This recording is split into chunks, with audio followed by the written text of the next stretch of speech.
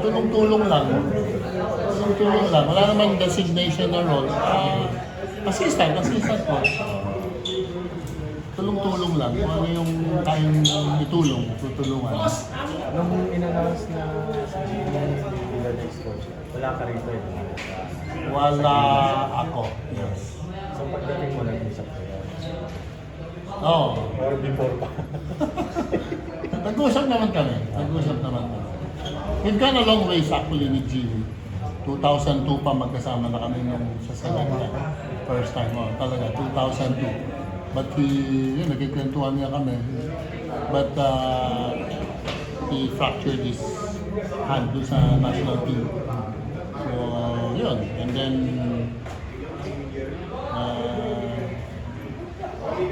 next one was, yung sa Gilas. And then sa TNT. Tapos, SEA Games, assistant coach ko siya. 2017, if I'm not mistaken. Tapos umikot na. Ngayon, siya na head coach, ako na assistant. So, umikot lang yung mundo. Although before pa, di ba magka-conversation na talaga kayo? Yeah. Younger coaches. Yeah. But ano ba, si Jimmy ba nandun sa...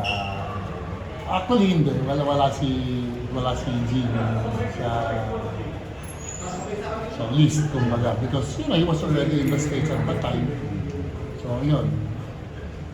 So, but syempre, siguro timing lang. Natapos na yung stint niya sa Sacramento and maybe he has